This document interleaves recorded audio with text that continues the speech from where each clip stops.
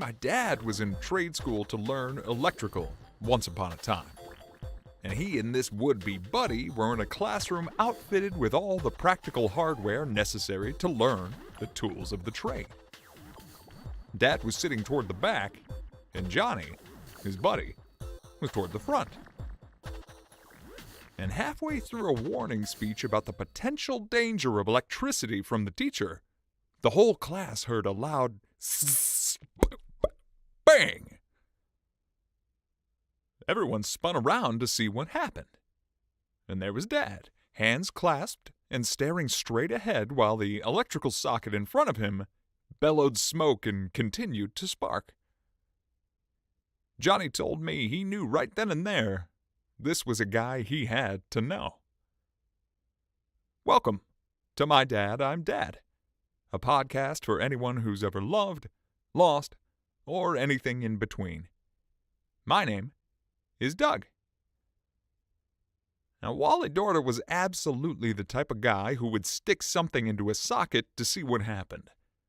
A young Doug Dorda thought his father knew everything. But the adult father, Dougie D, now realizes that his dad was a tireless student, academic stereotypes aside. For example, you can't just know how to fish. You must continually learn the seasons, the techniques, what lures you need to try, marine engine maintenance, etc. My dad, much like my daughter, sought to learn how something worked. Repeated trial and error might result in catastrophic failure or injury, but it never stopped either of them from getting back up and giving it another go. This week I sat down with George Benson. George is no stranger to being open to the possibility that you might need to give things a second or even a third shot.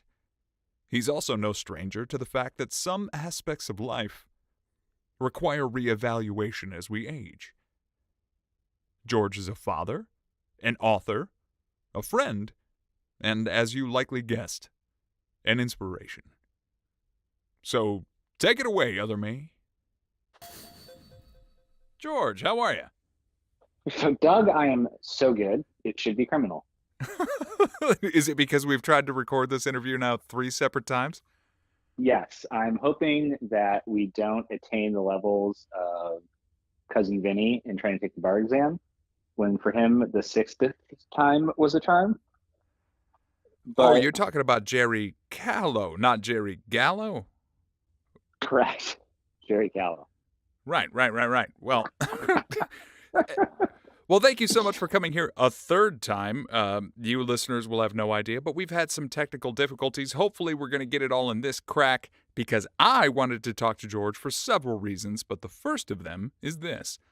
George, you got a chance to meet my dad a few separate times. You didn't get to meet him a whole bunch of times. You didn't get to see him a whole lot. But I'm curious, the way that I'm describing him in the show and the way that I'm presenting him to the world, and, potentially my daughter when she gets older, if she's curious to listen to these episodes, am I doing an all right job of describing who he was? Or is the man that exists in your mind totally different than the way that I'm describing him? So it's impossible to pick apart the man I met, the stories you have, and the perception of Amanda and everything early on in your marriage and relationship together. It all kind of molds together into this one person who is the guy you've been describing. Like every episode I've heard, especially with the second season, listening to stories of like the tug of war match episode with your friends from high school, I can see your dad doing that.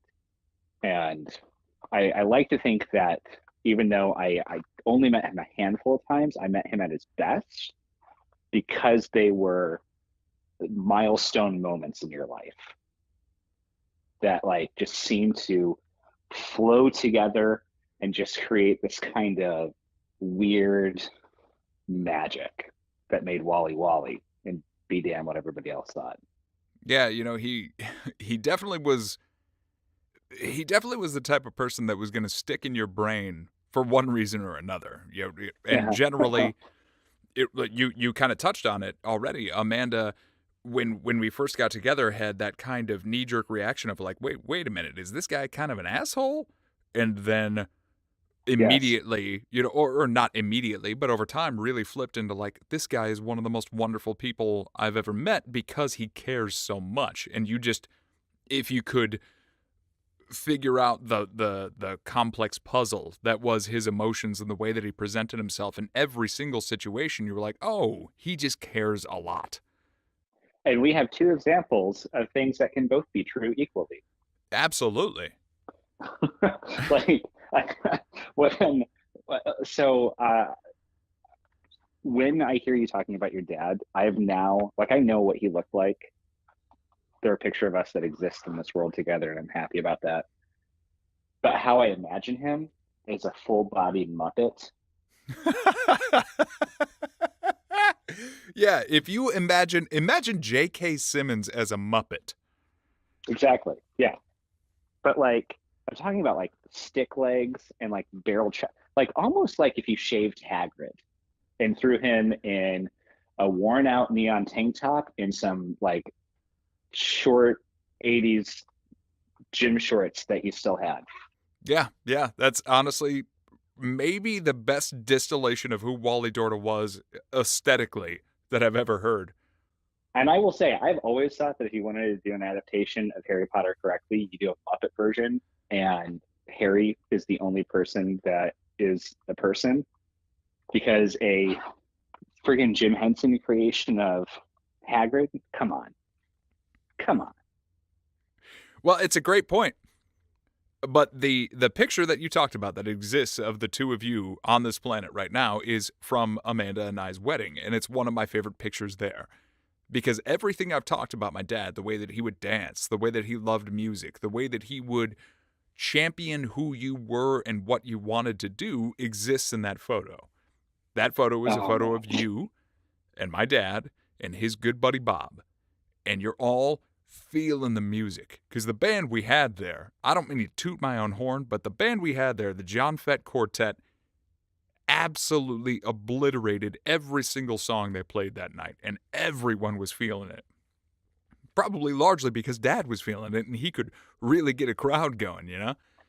Well, that and the alcohol didn't hurt. Well, yeah, we had a... You know, it was like 40 degrees. It was outside in a barn, and you couldn't feel the friggin' alcohol expanding your blood cells until it got super warm.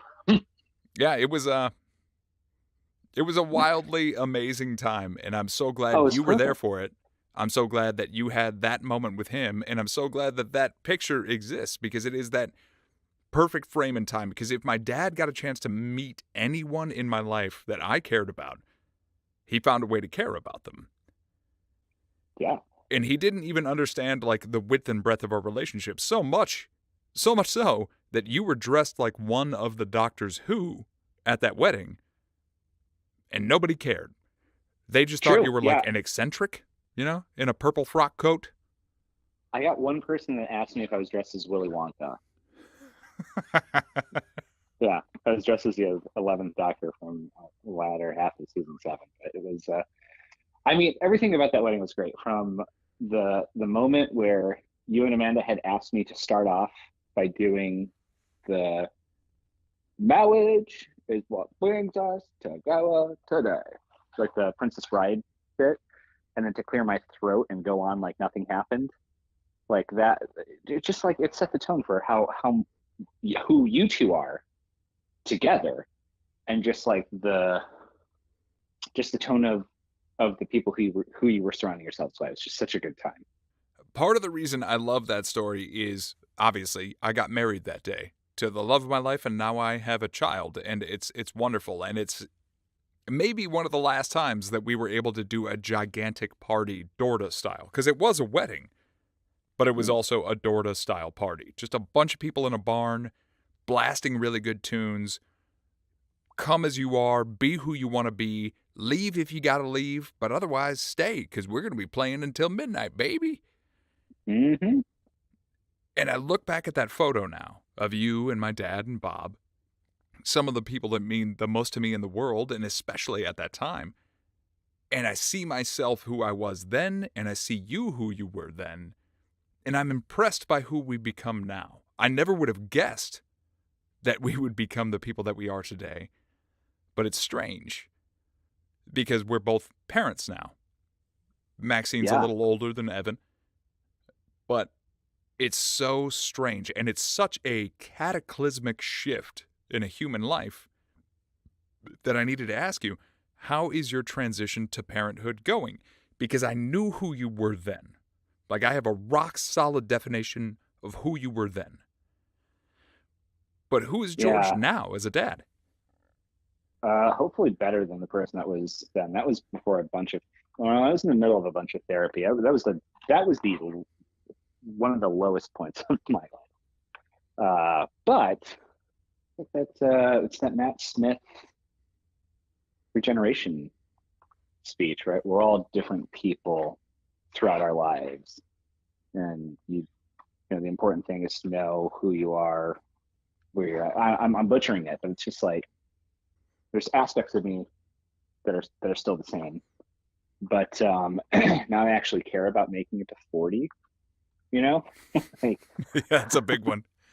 it is. I mean, it sounds worse than it actually is. It's just like yeah, I don't know. I don't know how to answer that because it was a road that my wife and I had been down for the better part of a decade. Like we've been trying to have kids for a long time. We tried to adopt a couple times and made it pretty damn close one time, but that was canceled after being matched with her for almost 2 years, and it was really difficult. So we never thought that we would have an infant. Like the way that I had prepared for dadhood, if it were to ever happen, was through the normal routes of adoption, and we would get a toddler, and it would most likely be a girl. I mean, we were open for pretty much anything, but because the last one that we've been working so hard for was a girl. Anyway, it's like I had prepared myself for a completely different world than the one that I live in. Like I didn't think I would, be afraid of my wife dying in childbirth. Yeah, that's something that you had shared with me before, and I got to imagine there's a lot of emotion wrapped up into that because you had touched on it that you had the adoption that you were working toward that didn't work out, and that you had been trying for years and years and years. So divorcing yourself from what you had expected versus what ultimately came, even though you got what you wanted, right? You got the thing that you were looking forward to for so long. Yeah. Because it's different and the minutia involved with bringing that child to bear can actually be lethal, could be lethal to your partner in life who you've known for years and years and years, must be an extremely difficult thing. Has that been tough for you? So he was born in May, our 12th, no, 11th wedding anniversary was in June. So he came about a month and some change before it. And for recently, 10 years now, my wife has been working in the neonatal intensive care in different hospitals throughout Ohio and Michigan. In fact, that's what brought us up to Grand Rapids when we moved there from Ohio was two of the children's hospitals up there. And so for a decade, while she was a bedside nurse, and then while she transitioned to being a nurse practitioner in a very specialized field, every day at work for her, almost every day at work for her, is one of the worst days of somebody's life. And that sounds dramatic, and it probably is to some degree, but on the whole, that's pretty accurate, especially when she's working in labor and delivery and she has to, go and do her thing there. And so for 10 years, I was just primed about all the really bad shit all the stuff that can go wrong. And so like there were two things that I was terrified of. There's meconium, which is when the kid poops while he's still in utero. There's a breach, and then there's the umbilical cord being wrapped around the neck. And he hit all three of those things. Oh, he gave you a hat trick, eh? Yep, hat trick. Love it. Great turn. Yes, absolutely, hat trick. And scared the shit out of me, because my kid came out looking like a Smurf. And so like from everything that I heard, this is the worst case scenario almost, not knowing that what happened was actually more common than I knew. My wife was incredible. She did all the hard work. All I had to do was watch and then try and cut the umbilical cord and, encourage her to do one of the most painful things in the world. Second, probably to a man having a cold. So, so, I'm not saying, I think I've prefaced this enough. This experience was incredibly traumatic because I thought like through all this happened, like there was a bunch of stuff that happened in this, and I thought that I was going to lose my wife. And to the point where I didn't want to leave her side, but she told me to go over because one of her coworkers had to come, like one of the NICU nurse practitioners had to come check him out and do suction and all this other stuff. And I'm, trying to stare at this kid and keep it together because like I have no emotional attachment to him. He just tried to kill my best friend and the person I love most in the world.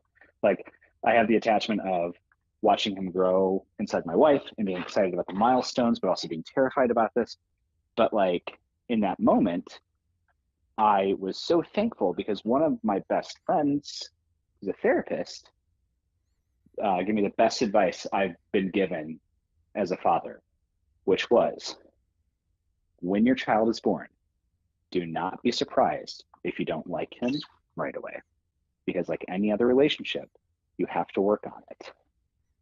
And I was sitting there and I was just like, I was feeling gutted because of like these conflicting thoughts about him and how I should be loving you right now. I should like be crying that you're here and everything, even though I'm watching you like go from Smurf to pink and everything, and like trying to balance taking, like as soon as I could hold him, I walked him over to, oh no, actually, so right before I could hold him and bring him over to my wife, and a bunch of other doctors came in to look at her and everything. It was really, really freaky for me.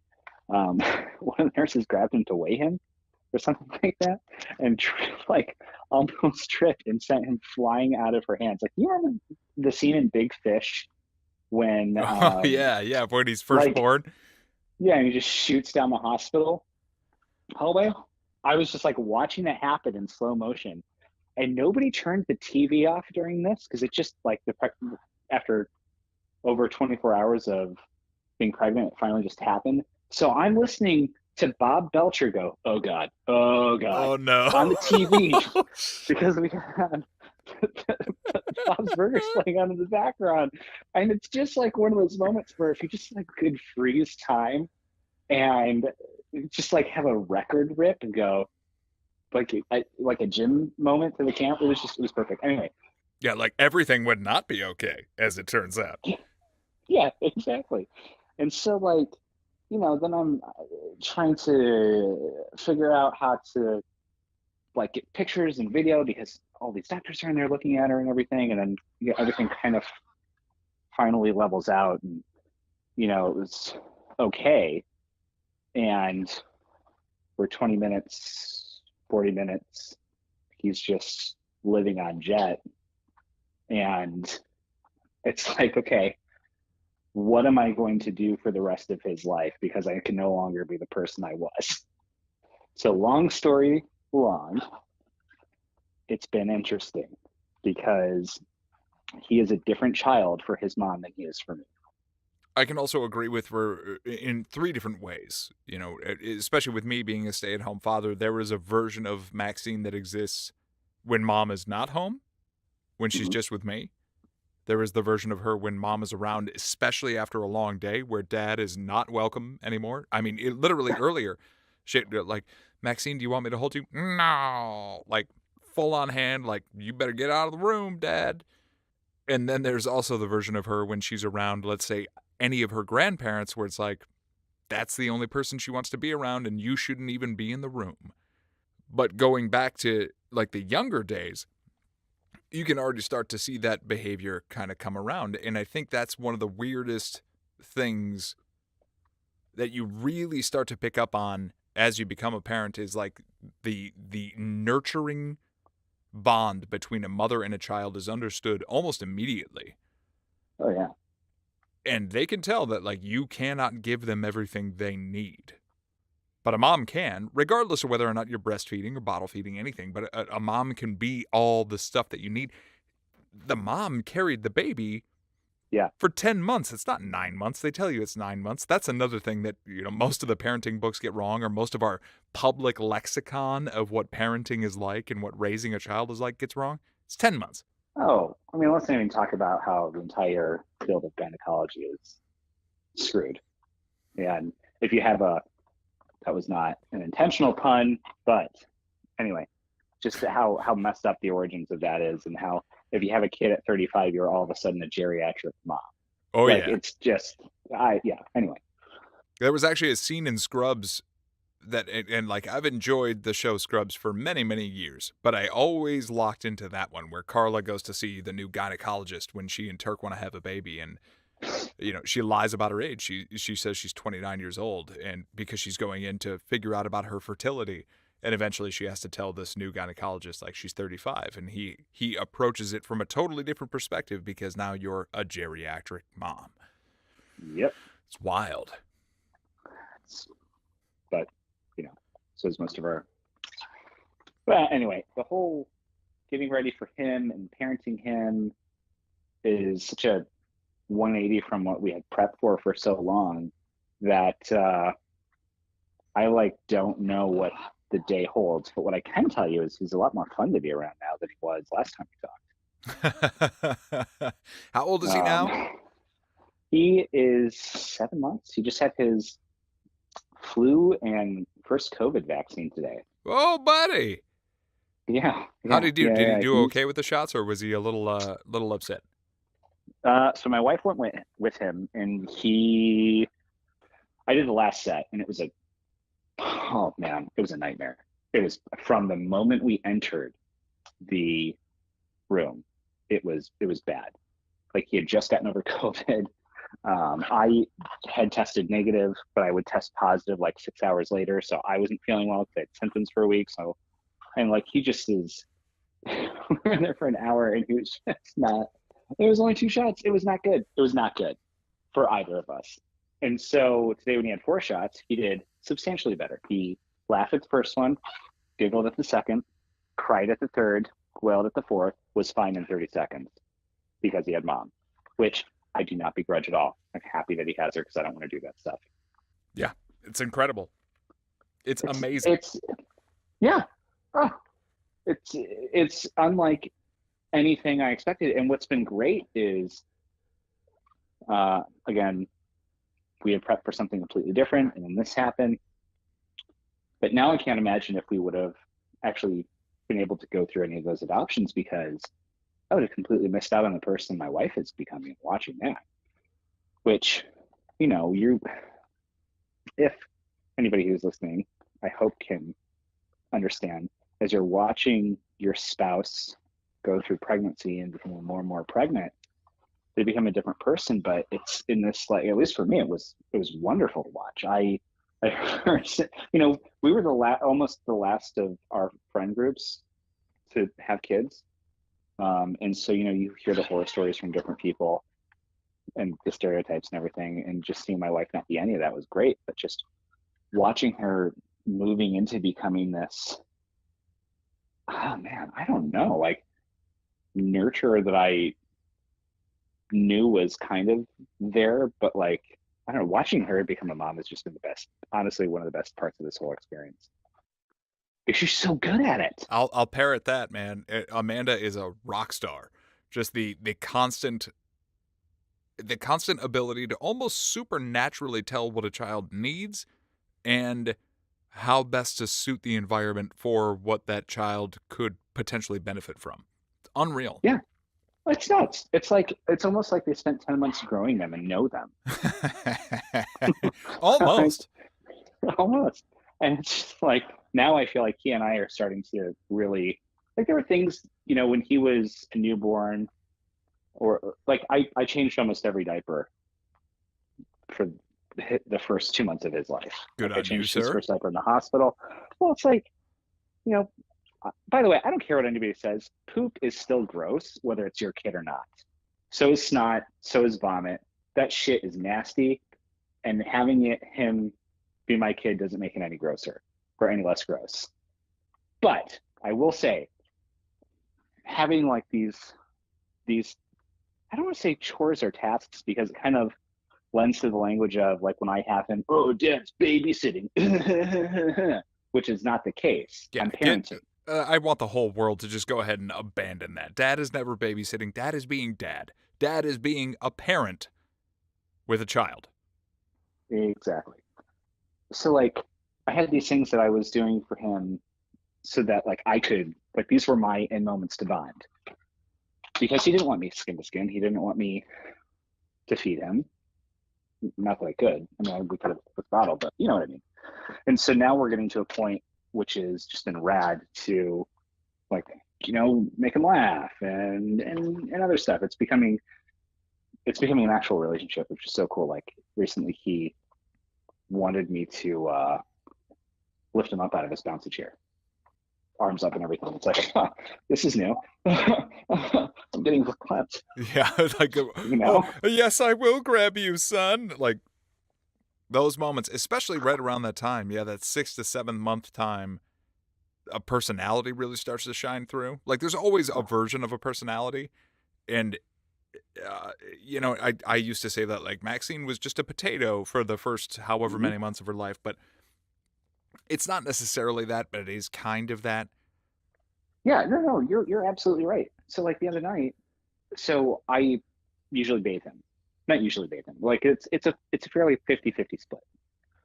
And so when I do it, I when I take off his onesie, I fold it up over his head so it looks like he's wearing a wig. Perfect.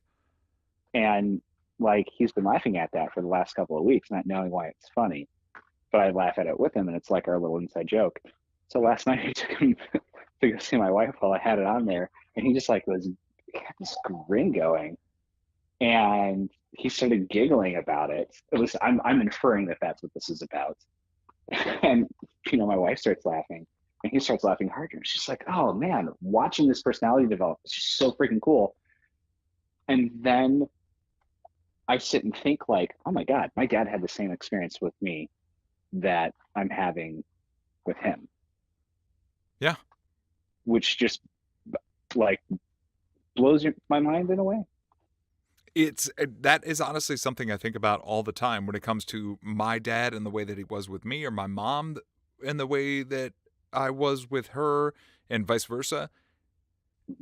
One of the silver linings, and there's not a lot when one of your parents passes away, but if you have your other parent still alive, they tend to be able to tap into some of those younger memories very clearly. And my mom will now tell very specific and vivid memories to me about when I was a child, especially, in relation to me raising Maxine. And it's wonderful to hear that. And now I get to kind of vicariously experience what my dad must have been like as a father to a very young version of me, to an infant version of me, by being a father and having my mom watch me be a father, which is really cool. Like that's can be. It's actually like it's kind of mind blowing because you sit back and you think like, man, or at least for me, being a stay-at-home parent and being out here in Grand Rapids and my family is at least 2.5 hours away. A lot of times I feel alone or isolated, and not necessarily in like the worst way. It's not, it's not the biggest weight ever, but there are times where it'll really sit on me. And then I'm like, he must have felt a version of that too. Because whatever it is that you sacrifice when you become a parent, because there is a sacrifice, there always is, you will inevitably find yourself thinking, like, man, I could be doing that. And I know there are times where my dad must have been like, I really could be fishing. I really could be watching the Lions. But thinking of staring into the void, not doing anything. Sure. But thinking of me sleeping on his chest, or my brother sleeping on his chest, or my dad raising my sister while raising my brother and I, like, it's a way that I always tap into feeling connected to him. So when things get a little bit more difficult, and I'm like, man, Maxine is really crying, like, I think of my dad comforting me when I cried. Mm. And it feels okay. See, I just put my AirPods in and put my lawn mowing mufflers over my head and listen to, you know, whatever podcast I'm listening to. My Dad, I'm Dad. Well, thank you for choosing My Dad, I'm Dad. We know you have many choices when it comes to podcasts out there in the universe, and we really appreciate that you chose My Dad, I'm Dad. Oh, you're welcome. Honestly, it's been so like what's been really fun was I listened to this in the hospital when I couldn't sleep after he was born. When I was just like staring at him and Jet, it's like, well, I got to do something. I might as well be, hopefully lulled to sleep to the sweet, sweet baritone of my friend Doug. And then like when like there was a night feed when Jet was working, or like she was taking a nap and he decided to be awake, I would throw it in and listen to it with him. Like it was just like it's been fun to bring this into our kind of ritual together. Well, honestly, it touches me in a way that I can't describe, because the whole show existed largely to help me and to help my daughter get to know her grandfather, her Jaja, is what we would have, had her call him. And the fact that it touched anybody is mind-boggling to me. The fact that his legacy gets to live on as a direct result of me just remembering him and sending these words out into the universe is mind-boggling to me. And I chose, the moment I started making these episodes, to be brutally honest and extremely genuine with my emotions and with myself, and just be entirely present in the moment with my emotionality. And I have to say that the reason that I did that is because I feel like people cling on to it more when you're genuine and when you're honest and when you are expressing all the deepest, brightest, and or darkest emotions that you may feel. And you wrote a book. We Don't Trust Your Theology. It's true. And your book does that in spades. And one of the things about our friendship that I want people out there to know is that I have never been a person who clung on to religion in any way. I've always been fascinated by religion. I've always respected the hell out of religion. And when you and I met, it became clear that you were a religious person or had come from a religious background. As you had already said, you were in a kind of flux period in the time that you and I got to know one another. When we met, I was already a disgruntled, disgraced pastor twice over. Sure. I've been fired from 2 churches. I completely threw everything out and said, screw it, I have no idea what I'm doing with my life anymore. And then I found Sicilianos. And I walked in. The first thing I hear is a baritone voice say, "Can I entice you in a Star Wars themed chocolate wine?" And I was like, all right, this guy's pretty, all right, we can talk. Yeah, it was, I didn't grow up religious. I was a creaster. I was a Christmas and Easter goer every now and again. That's a fantastic way to put it. That's what we in the biz call it. But yeah, I came to religion at 18 because I was going to boot camp and was terrified. And so I hit that right emotional manipulation that some churches do. And I was just caught hook, line, and sinker, which for me it's ended up working out pretty well. And I was the reluctant theist in our group of friends with a couple other people, if I remember correctly. But the conversations were always fun. And a lot of those conversations kind of laid the path back into this work and that book. Well, and part of the reason I really appreciate that book and your particular take on faith and the way that you chose, or the way that you move through the world as a Christian, not that you chose, is because That's you're, part of it I did. well, you're extremely honest about your faith. You're extremely honest about what faith might do for you, but you're also unbelievably tender with yourself and with the people who read it about the fact that it was always one thing outwardly expressed, but may not be that thing the further and further you get into it. And I think that exists for anything. It's a fandom in a way. Sure. To put a I was very going to loose say, definition on it. I was going to say it's like Amway for the Grand Rapids crowd, but let's go with fandom. Yeah. Yeah, sure. Like as you were describing earlier, the Creasters. I was like, so is that like Star Wars fans that only watch the movies and not the ancillary material?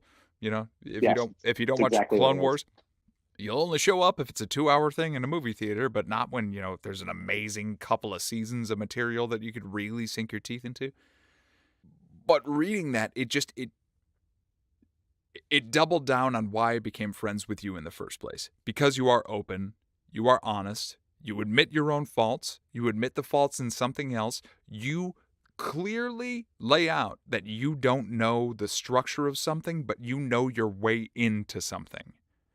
And as a direct result of that, you paint yourself as someone who is willing to learn continually to be better, to do better, to exist in something as the purest form of what that thing asks you to exist as.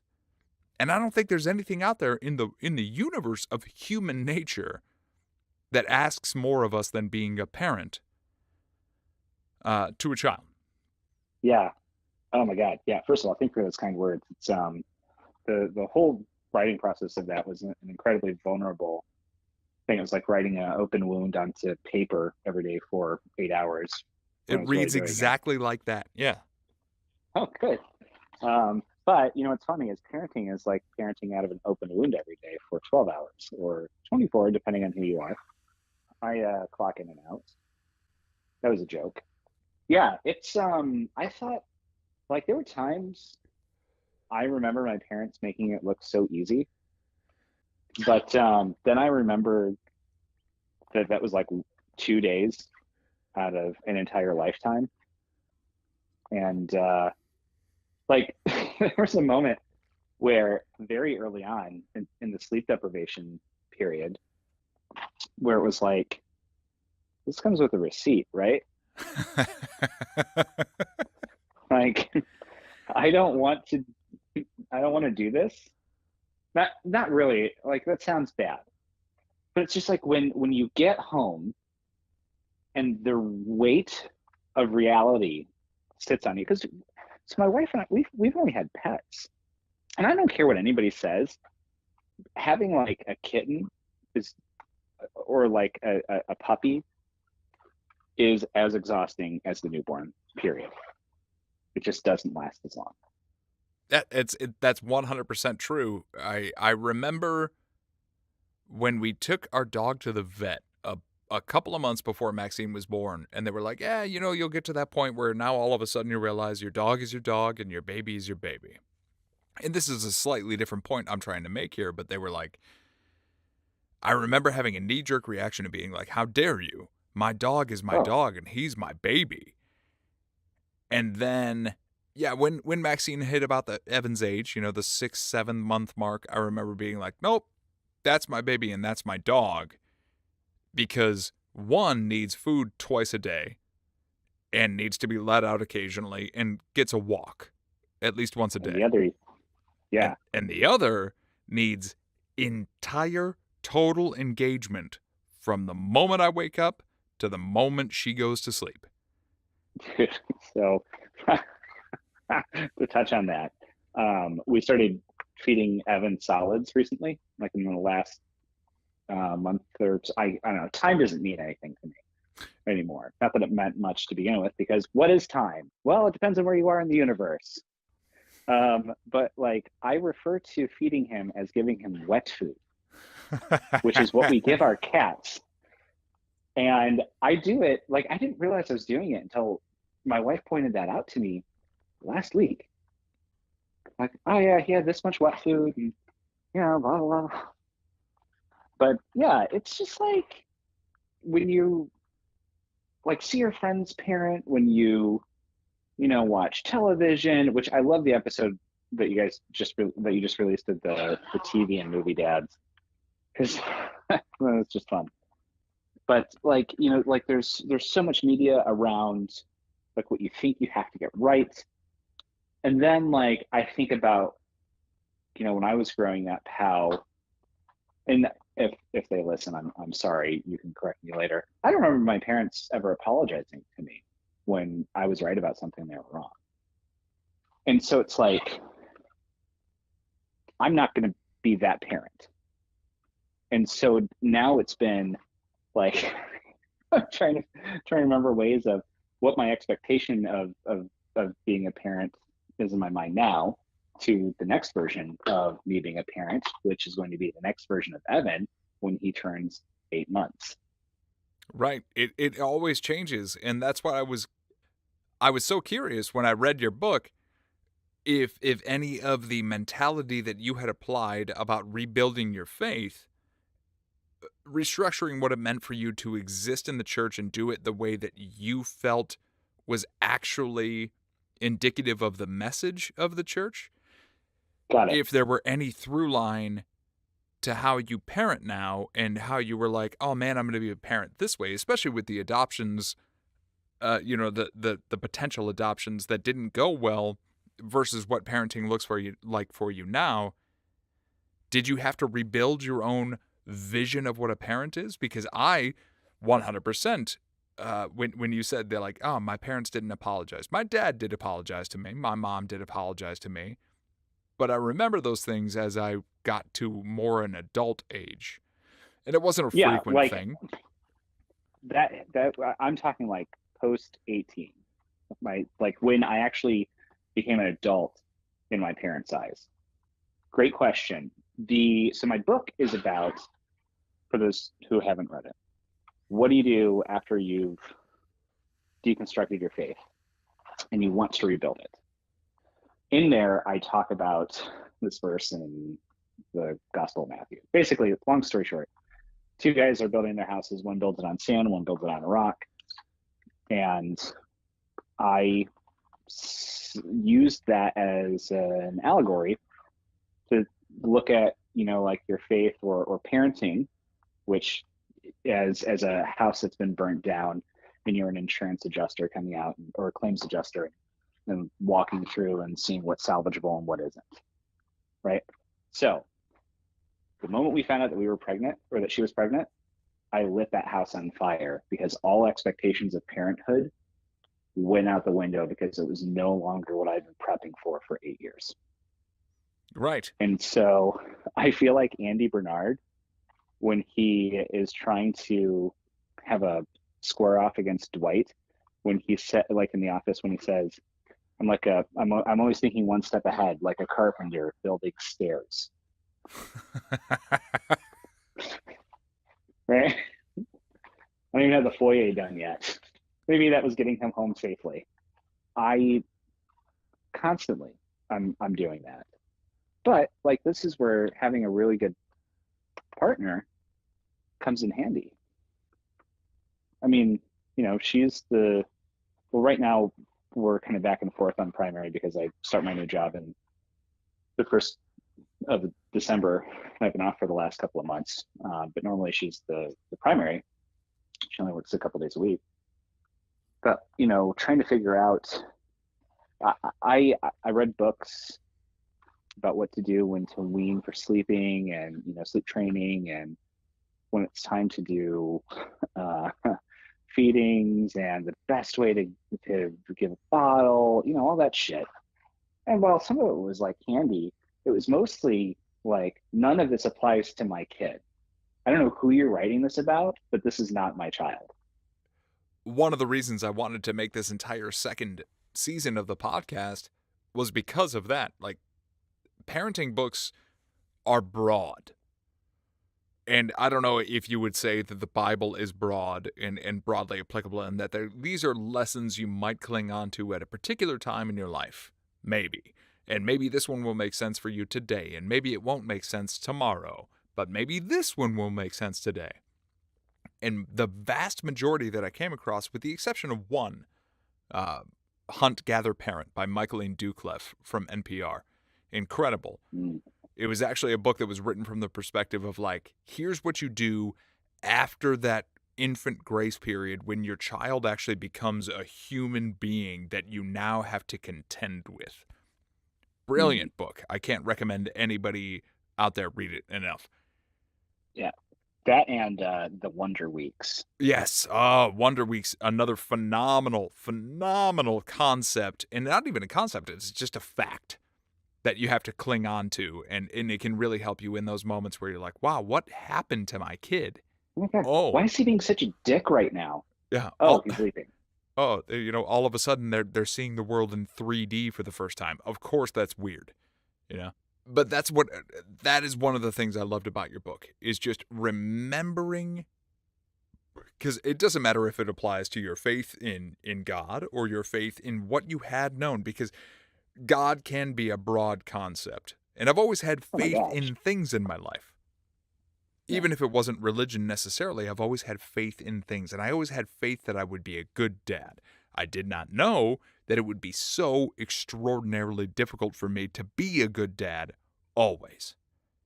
I was just going to say, I can't remember who said it. I can't remember this is my book, but along my career in professional ministry, whatever, I had read or heard somebody say, the moment you start defining God and there's a box around it, you are no longer defining God, you're defining an idol.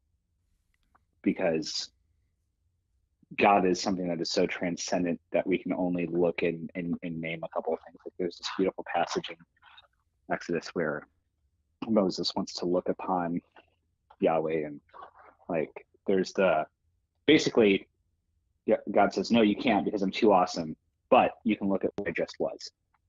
And like there's that has been like parenting, because it's like it's this concept that I thought I knew what it was because I had seen so many people do it and I'd read all of the books, that when I was finally handed the kid, I found myself at 35 thinking my dad was done having 3 kids by my age.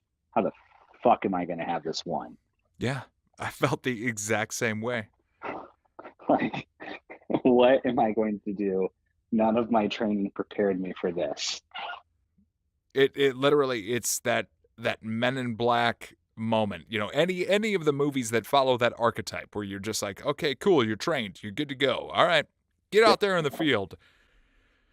Oh shit, what do I do now? For instance, Maxine loves Frozen right now. Loves Frozen. Who doesn't? You put the movie on? Great. She's going to sit on the couch. Well, I put the movie on, and she was sitting on the couch, but then she ran away from the couch, and I was doing something in the kitchen, right? Which is in the other room from the living room. Doing something in the kitchen, I could hear her running around, I could hear her little tippy taps of her little feet, and then all of a sudden I hear boom, boom, and then lots of crying. And I go and look at her, and she's got a goose egg the size of Seattle Slough on the left side of her face, and it looks like she just got in a car wreck. No idea how it happened. No idea why. But like, you can't, there's no anticipation there. Most books are written from the perspective of like, this is what you do at this age from these 2 weeks to these 2 weeks. This is what you do at this age from these 2 weeks to these 2 weeks. Oh my God. I just realized why those books piss me off so much. They read like theology books. They read like textbooks of people who have the knowledge, but no application of what it's supposed to look like. That's exactly what it is. It always, again, with the exception of that one by Michaeline Doucleff. Oh, no, yeah. That is a broad stroke. Read all the parenting books you can. They are helpful, but it just, it always struck me as that weird thing, and that's why I wanted to talk to parents like you and talk to parents that have non-traditional parenting stories, because here we are in this century, in this modern day, in this modern age, and so much of our conventional, quote-unquote conventional wisdom is still rooted in things that we did in the 1950s, 1970s. And it's not to say that a lot of the broad strokes of that information is wrong. It just isn't necessarily going to sit well with people like us that are now grown up in an age where information has been handed to us, potential has been handed to us. Individuality is so expressive, and we're allowed to be human beings that exist and are constantly creating and wondering and going about things in Oh, the world. mm, And we're not having kids just to have kids. We're having kids because we want to continue our legacy. But the weird butting heads nature of that is something that I don't think people of your and my generation were necessarily prepared for, especially if we wait, because of physical reasons or otherwise. yeah, If you wait until a particular age, then all of a sudden it takes on a different characteristic. It takes on a different need. And when you get there and you're prepared for who a parent might have been when you were 20 something years old versus who you are now, it's a totally different yeah. ballgame. Oh man, Doug, you knew me in the worst days. Like that guy wanted to be a dad, but should that guy have been a dad? No. You know, something my wife and I say to each other pretty often is like, you know, we wanted to be parents earlier, but this is the right time for it. Life has a tendency to throw us places we didn't expect to ever be, but it also finds us precisely where we ought to be. Oh, it's like the TARDIS. I found myself desperately desiring to talk to you because I wanted to know A, how it was going for you, B, I wanted to compliment you on your exceptional book and how open and honest of an individual you have been, and how that's inspired me to continue to be open and honest about my journey. And then this last part, I want to know, what's the most incredible thing about being a father to Evan that you didn't expect? Oh man. Oh my God, there are just so many, you know, I just don't even know where to start. Hit me with as Uh, many as you got. uh, oh. So today he got his, I can't remember, if I think I said this earlier in the show, or uh, he had his flu and his COVID vaccine today. He was teething. And the three of us were sitting on the couch, just letting, he was like sprawled out between us, and he grabbed my hand and started chewing on my finger and was like talking, like staring up and smiling and going, da, da, da, da, da, da, da, da. And it was just like one of the best moments of my life. So there's that. That's pretty fun. Watching him develop who he's going to be next is great. Like I miss the person he was when he was 2 months old, like the lanky little guy. But I also love the person he is now, and I hope I continue to like champion the next person he's going to be, whoever that is. But I don't know, man. That's such a hard question to ask. I mean, I'm a cis het guy in my mid 30s with a beard who wears flannel. It's like asking what my favorite IPA is. No, Hey, do you like like, to smoke meats? sir, let me tell you what I'm getting into for my birthday. Uh, I am also into World War II history, so I can talk to my dad about his dad's trauma. No, so early on when I was on my paternity leave, we would get out of the house. This is one of the best parts about having a kid in the spring is you get the entire summer together first. And so he and I would like go on a walk for an hour, and like every day at what, 8 in the morning, something like that. It was either 8 in the morning or 2 in the afternoon, and I missed it. I missed that. But yeah, I I hope that's not a satisfying answer to me because it's such a specific question. But that's what I got. I do like taking pictures and videos of him and sending them to his mom while she's working. That's satisfying.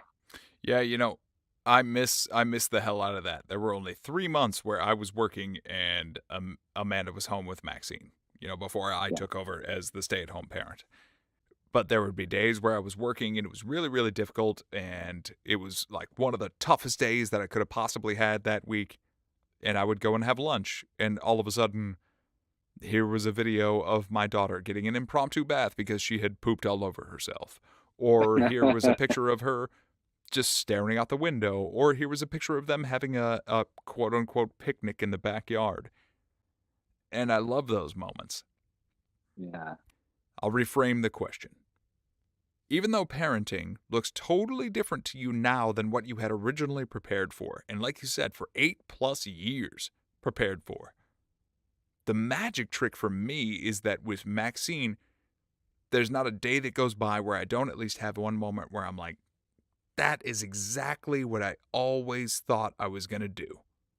Through my entire life, that is the thing that I knew I was going to do. So looking at everything you had prepared for versus everything you've done with Evan up to this moment, do you feel like it's worth it? Oh, of course it is. Absolutely. I mean, for Halloween, he was a Stay Puft Marshmallow Man. It made me so happy when I saw that. So I got, so when our adoption was canceled, my wife and I because we'd saved a lot of money for it, and so we were like, okay, well, our hearts are broken. We're gonna splurge on something for one another. And she got her thing, and I got my thing, and my thing was a, a DIY Ghostbusters Proton Pack based off of the second movie. No instructions. You have to paint you just get the parts and you have to figure it out. And so I worked out a lot of sadness and trauma with by putting that together and talking to my therapist also, which has been incredibly helpful. And and so when it was done, it was just this thing of sadness that was sitting there as a reminder of what was there because I had it to distract from everything.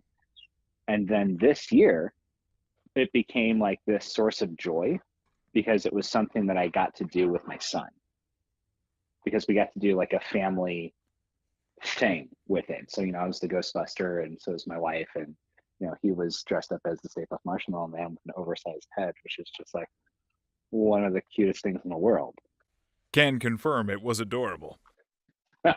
Yeah, so it's definitely been worth it. And it's nice to get to a point now where it's if he's having a bad day, this is going to sound selfish, but it doesn't affect me in the same way that it used to because I know that it's not personal, which I didn't know how personal I was going to take everything as a parent. Nobody tells you that. That's no, that's a huge one. Especially when Maxine was younger, luckily she wasn't sick much. Unfortunately, she has had COVID, and this week she's been Yeah. dealing with a bug. But we've been thankfully able to avoid many, many sicknesses. But there were those times, especially when she was teething, like I'm sure you're dealing with Evan right now, or, after getting some vaccines at the doctor, where they can just be very upset all day. And yeah, when Maxine was really, really young, she would get so upset. And especially me being the primary caregiver, I would be, it's not that I took it personally, but I felt like I was unable to comfort her in the way that she needed. And that would Absolutely. make me feel like a total failure, like a total and complete failure. Like I was trusted to do this and I'm your parent. Like you share 50% of my DNA. How am I unable to do this? Yeah, I mean, it wasn't even when Jet would come home from work and I'd had him and he wanted his mom. It wasn't that I begrudged her, was upset with her or anything. It was just one of those things where it's this is a thing. I recognize that you need something that I physically and emotionally cannot provide for you in the way that you need it right now, but it doesn't hurt any less. Right. And so hopefully, one of the things I'm now worried about is not now, but as he gets older and I hopefully get older with him, when he's a teenager, how does that not turn to resentment towards him? This is the stuff that I'm starting to think about now. Yeah. Especially having been right around, two of my younger nieces very recently, and you can see the entire personality change because I've known them since they were infants, right? Yeah. But I only get to see them every few years because they live in California, and you see these entire personality changes in them. You see a whole infrastructural shift of how a human being can change from one moment to the next. And of course, those things are going to be concerns that you'll have in the future. But for my part, it's just wonderful for me to hear, especially with Evan's 7 months old. Maxine is going to be 18 months old here very soon. Mm. It's just very cool for me to know, going back to that photograph that we talked about at the very beginning of the episode, that two guys who had no idea at kind of a transitional time in their lives what additional transitional time was going to be coming in the future, and we're handling it well, we're handling it openly, we're handling it honestly. Obviously, there's difficulty there, but if you can't acknowledge that, then you're lying to yourself, and that doesn't do anybody any good. True. And I thank you for writing the book that you did, because even though I'm not a person with a religious faith, I do have faith in humanity, and I have faith in the potential of what we can all achieve. And what you did with that book helped me in ways that I didn't even know that it would. Of course, I applied the lessons more loosely and broadly to parenting. Yeah, that's fine. But ultimately, at the end of the day, it's just really cool to know that a friendship and a relationship that you build at one point in your life can always come back at some point later on and matter in ways you never knew it would. And I'm fascinated by that, and I'm very grateful that yours matters the way that it does to me right now. Oh, God. You're going to make me cry. Same. Here's the thing. I'm pretty clear about this in the book, but none of us have any idea what's going on. We don't know what we're doing. Right? So, I'm just happy that we're all hopefully being open and understand that we don't know what we're doing together. Exactly. The older I get, the more I understand what it means. It takes a village. And I think about how, the building up of the nuclear family unit as the absolute was such a terrible idea. You know what I mean? Again, man, Hunt, Gather, Parent by Michaeline Ducliffe. Yeah. That book, it just cracked open the world of I had been in this insular place for a very long time, insular.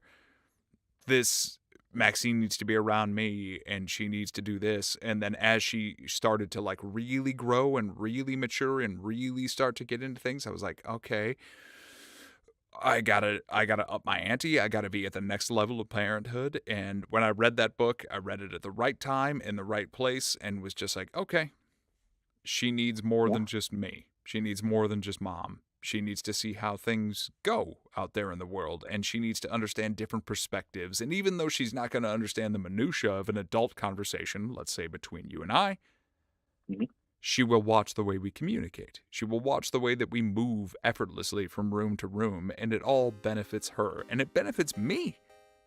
And that's incredible. Yeah. And it's all because we choose to be open and honest about the way that we feel. And I thank you from the bottom of my heart for taking the time tonight to talk about how it is going with you and your son and your wife and your community. Well, I feel like there's no place I would rather have been tonight. I love you, man. I love you too, George. Thanks so much, dude. In my life, I've had a version of my, quote, dream job 3 times. And while employed at each, I inevitably came to the conclusion that it wasn't the particular job I had dreamed of. It was an opportunity to get to know and help others in a way that felt meaningful.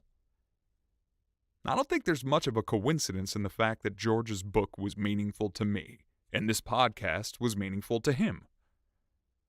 There may have been no smoking electrical socket the day he and I met, but he showed me his Star Wars wallet after I suggested that Star Wars wine, and it was pretty clear the two of us had to get to know one another.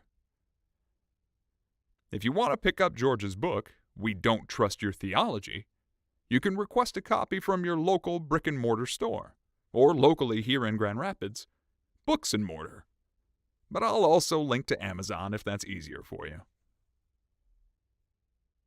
Thank you for listening to this week's episode of My Dad, I'm Dad.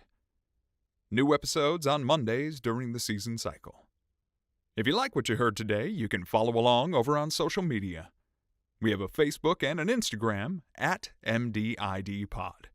And hey, why don't you drop by and say hi? You can send me an email, mdidpodcast@gmail.com. Thank you as always to Andy Bird for the use of the music in the show. And here's some Wally wisdom to help close out the week. I want you to practice this facial expression if you can. Scrunch your eyebrows and leave one slightly raised. Mouth open but tight. And tilt that head of yours slightly to one side. That was Dad's learning face.